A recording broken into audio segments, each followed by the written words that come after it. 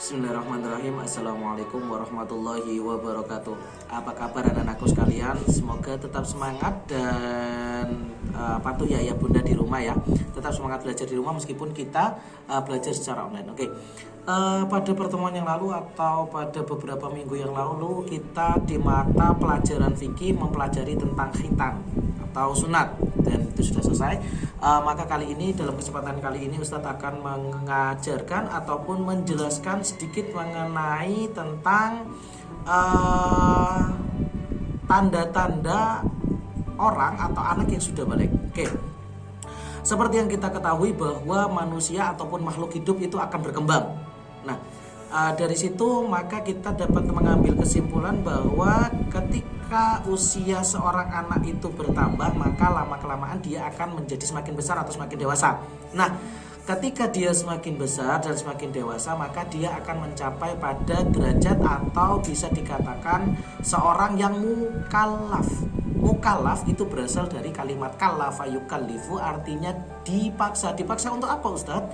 Dipaksa untuk melaksanakan semua perintah agama Islam, baik itu sholat, puasa, zakat, haji dan yang lainnya dia sudah wajib. Ya, jadi kalau seumpamanya anak-anak sudah memasuki usia balik, sudah memasuki usia mukallaf, kalau misal sholatnya lupa, sholatnya tidak dikerjakan, maka anak-anak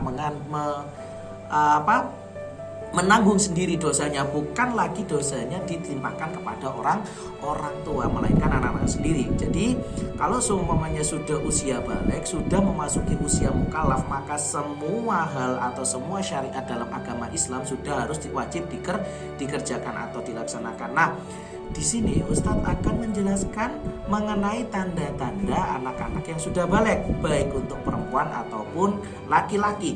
Nah, yang pertama perempuan atau laki-laki bisa dianggap dewasa apabila sudah memasuki usia 9 tahun. Tapi usia 9 tahun yang hijriyah atau hitungan bulan, bukan hitungan masehi. Ya, jadi ingat hitungan bulan. Nah, di sini kadang orang-orang banyak yang tidak mengerti. Karena apa? Karena dianggap usia 9 atau usia 15 itu dalam hitungan masehi, bukan hitungan hijriah. Padahal yang dihitung sudah balik ya, yang dianggap sudah balik itu adalah usia 9 tahun atau 15 tahun ketika bulan hijriah, dalam hitungan bulan hijriah. Loh Ustadz, kok 9 tahun sama 15 tahun? Maksudnya apa? 9 tahun dengan catatan kalau perempuan 9 tahun meskipun usia 9 tahun tapi sudah menstruasi atau haid, maka dia sudah balik.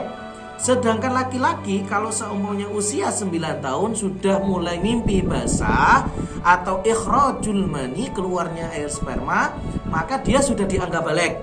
Itu yang pertama. Kemudian yang kedua adalah mulainya atau tumbuhnya bulu-bulu di sekitar kemaluan. Itu juga tanda-tanda dari balik. Nah, jadi kalau seumpamanya di usia 9-10 biasanya di antara 11 atau 12 baru akan muncul tanda-tanda seperti itu, atau muncul tumbuhnya bulu-bulu kemaluan bulu-bulu di sekitar kemaluan. Nah, jadi seperti itu. Nah, jadi untuk laki-laki itu ada sekitar 3 tanda balik yang sudah harus diketahui. Yang pertama ihtilam atau ikhrajul mani, mimpi basah. Kemudian yang kedua mencapai usia 15 tahun, ya, mencapai usia 15 tahun. Yang ketiga adalah tumbuhnya bulu di sekitar kemaluan. Nah, tadi Ustadz bilangnya usia 9 tahun. Nah, maksudnya usia 9 tahun itu kalau semuanya mimpi basahnya di usia 9 tahun, maka dia sudah dianggap balik. Tapi kalau belum di usia 9 tahun, ya, belum di usia 9 tahun, bahkan sampai umur 14 belum balik, belum mimpi basah, maka dia tidak atau belum dianggap balik. Nah, hitungan 15 tahun ingat bukan hitungan masehi tapi hitungan hijriah, hitungan perputaran bulan, bukan perputaran matahari, diingat. Nah, kemudian selanjutnya untuk yang perempuan, yang pertama meskipun di usia 9 tahun dalam hitungan hijriah, apabila dia sudah haid atau menstruasi, maka dia sudah dikatakan balik. Itu yang pertama. Kemudian selanjutnya sama ihtilam atau mimpi basah juga bisa dialami oleh perempuan. Kemudian selanjutnya memasuki usia 15 tahun. Ingat, hitungannya bukan Masehi tapi Hijriyah. Oke, mungkin itu saja anak-anakku sekalian kelas 4A dan kelas 4B.